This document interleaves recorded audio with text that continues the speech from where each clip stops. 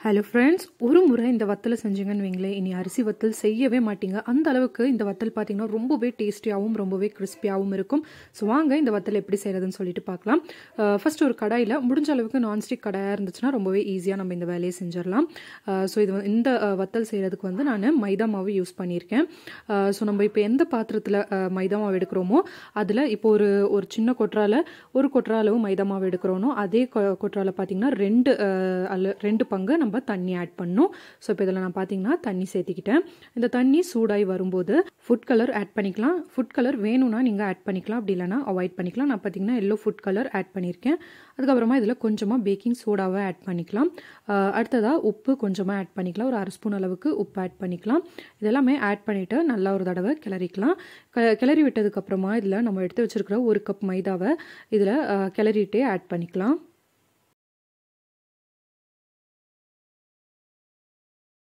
மைதா மாவை ஆட் பண்ணி நல்லா கிளறினதுக்கப்புறமா அந்த தண்ணி ஃபுல்லாக வத்துற வரைக்கும் வெயிட் பண்ணணும். தண்ணி எல்லாம் வத்துனதுக்கப்புறம் பார்த்தீங்கன்னா கொஞ்சமாக ஆயில் ஆட் பண்ணுவோம். அப்போ ஆயில் ஆட் பண்ணோம் அப்படின்னா இந்த சைடில் ஒட்டி இருக்கிறது எல்லாமே பார்த்தீங்கன்னா ஈஸியாக பிரிஞ்சு வந்துடும். பாருங்கள், இந்த மாதிரி ஃபுல்லாக பிரிஞ்சு வந்துடும். நல்லா இந்த மாவை நம்ம கொஞ்சம் நேரம் வேக விடணும். அந்த தண்ணியெல்லாம் வற்றி இந்த மாவு கொஞ்சம் டைட் ஆகிற வரைக்கும் வேக விட்டுறலாம். அதுக்கப்புறமா நம்ம கேஸை ஆஃப் பண்ணிவிட்டு இதை கொஞ்சமாக ஆற விட்டுறலாம்.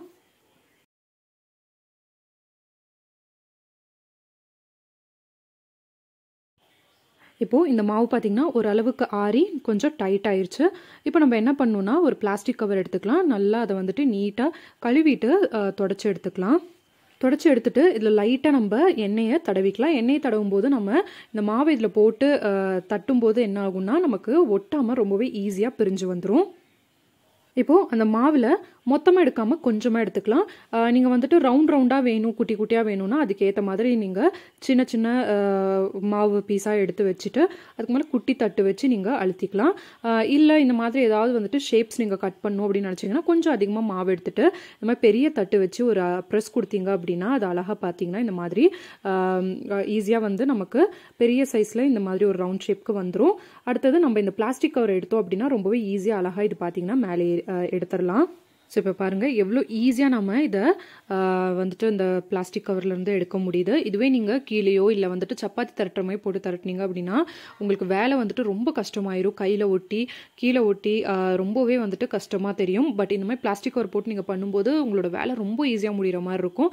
ஸோ இதை வச்சுட்டு நீங்கள் உங்களுக்கு என்ன ஷேப்ஸ் வேணுமோ அந்த ஷேப்ஸை வந்துட்டு நீங்கள் கொண்டு வந்துக்கலாம். ஒரு ஸ்டார் ஷேப் இல்லைனா குழந்தைங்களுக்கு பிடிச்ச ஷேப் எது நீங்கள் க்ரியேட் பண்ணுறதுனாலும் இதில் பண்ணிக்கலாம்.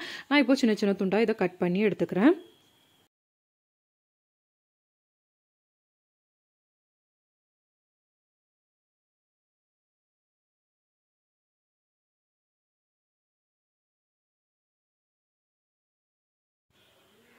இந்த மாதிரி கட் பண்ணிவிட்டு ஒரு பிளேட் வச்சு அதில் கொஞ்சமாக எண்ணெய் தடவிட்டு இதை அதில் போட்டுட்டு காய வச்சுக்கலாம். கிட்டத்தட்ட பார்த்தீங்கன்னா எனக்கு இங்கே ஊட்டி கிளைமேட்கே பார்த்தீங்கன்னா ஒரு 2 டேஸில் வந்துட்டு எனக்கு காஞ்சிருச்சு.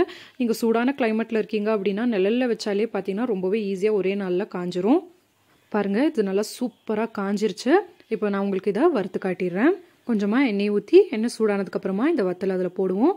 பாருங்கள், போட்டதுமே எப்படி நல்லா கிறிஸ்பியாக மொறுன்னு பொங்கி வருது. ஸோ இதை சாப்பிடும்போது பார்த்தீங்கன்னா அப்படியே குடல் சாப்பிட்ற அந்த ஒரு ஃபீல் உங்களுக்கு கிடைக்கும். ஸோ குழந்தைங்களுக்கு வெளியிலேருந்து வாங்கி கொடுக்கறதுக்கு பதிலாக வீட்டிலேயே நீங்கள் இந்த மாதிரி தாராளமாக செஞ்சு கொடுக்கலாம். தேவைப்பட்டால் இதுக்கு மேலே இன்னும் கொஞ்சம் லைட்டாக உப்பும் மிளகாத்தூளும் தூவிட்டு சாப்பிட்டீங்க அப்படின்னா இதோட டேஸ்ட்டு வேறு லெவலில் இருக்கும். ஸோ கண்டிப்பாக நீங்களும் ஒரு முறை இந்த ரெசிபியை ட்ரை பண்ணி பாருங்கள். ட்ரை பண்ணி பார்த்துட்டு எப்படி இருந்ததுன்னு சொல்லுங்கள். மறக்காமல் நம்மளோட சேனலுக்கு சப்ஸ்கிரைபும் பண்ணி வச்சுக்கோங்க.